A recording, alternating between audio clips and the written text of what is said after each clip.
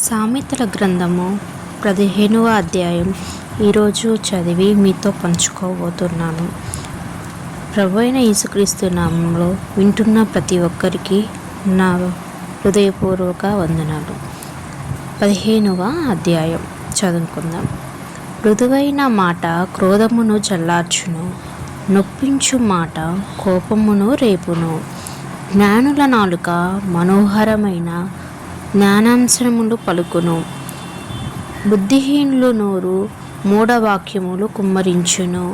యెహోవా కన్నులు ప్రతి స్థలము మీద నుండును. చెడ్డవాని మంచివారిని అవి చూడకుండును.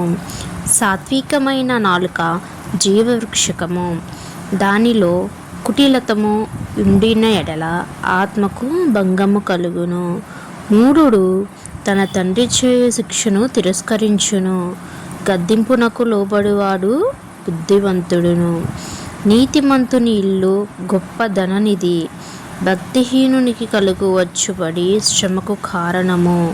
జ్ఞానుల పెదవులు తెలివిని వెదజల్లును. బుద్ధిహీనుల మనసు స్థిరమైనది కాదు.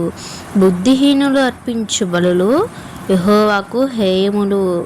యథార్థవంతుల ప్రార్థన ఆయనకు ఆనందకరము. భక్తిహీనుల మార్గము యెహోవాకు హేయము. నీతిని అనుసరించు వానిని ఆయన ప్రేమించును. మార్గము విడిచిన వానికి కఠిన శిక్ష కలుగును. గద్దింపును ద్వేషించువారు మరణము నొందుదురు. పాతాళమునకు అగాధ కూపము యెహోవాకు కనబడుచున్నవి.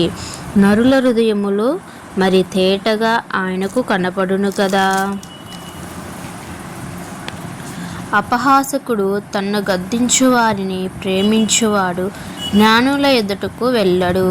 సంతోష హృదయము ముఖమును తేటదిచ్చును.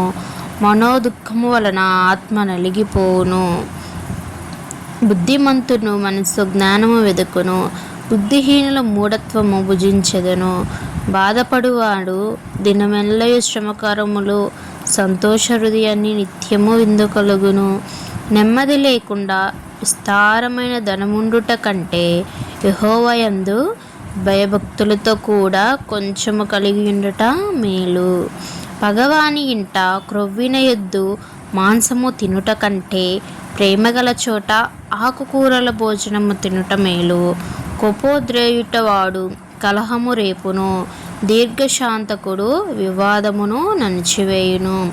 సోమరి మార్గమున ముళ్ళు కంచె, యథార్థవంతుల త్రోవ రాజమార్గము. జ్ఞానము గల కుమారుడు తండ్రిని సంతోషపెట్టును. బుద్ధిహీనుడు తన తల్లిని తిరస్కరించును. బుద్ధి లేని వానికి మూఢత సంతోషకరము. వివేచము గలవాడు చక్కగా ప్రవర్తించును. ఆలోచన చెప్పువారు లేని చోట ఉద్దేశములు వ్యర్థమగును.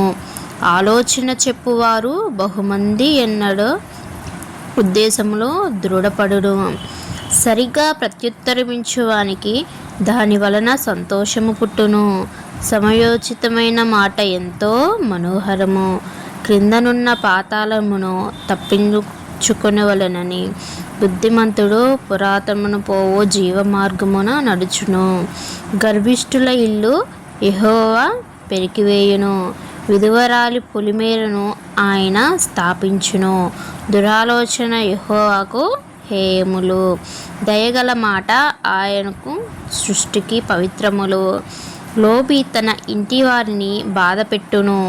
లంచము నన్సహించుకొనువాడు బ్రతుకుదును. నీతిమంతుని మనసు యుక్తమైన ప్రత్యుత్తరమిచ్చుటకు ప్రయత్నించును. భక్తిహీనుల నోరు చెడ్డ మాటలు కుమ్మరించును. భక్తిహీనులకు యెహోవా దూరస్థుడు. నీతిమంతుల ప్రార్థన ఆయన అంగీకరించును. కన్నుల ప్రకారము చూచుట హృదయమునకు సంతోషకరము.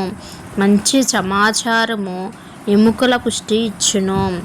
జీవార్థమైన ఉపదేశమును అంగీకరించువానికి జ్ఞానుల సహవాసము లభించును. శిక్షనొంద నెల్లడివాడు తన ప్రాణమును తృణీకరించుకును. గద్దింపును వినువాడు వివేకయగును. యెహోవా యందు భయభక్తులు కలిగి ఉండుట జ్ఞానాభ్యాసమునకు సాధనము, ఘనతకు ముందు వినయముండును. ఆమేన్. ఈ చిన్ని అధ్యాయం దేవుడు దీవించునుగాక. ఇలాగే మీరు చదవలేకపోతున్న వాక్యాన్ని మీకు ఏదైనా చదవాలి వినాలని అనిపిస్తే నాకు కామెంట్ చేయండి, నేను మీకు చదివి వినిపిస్తాను. Praise the lord.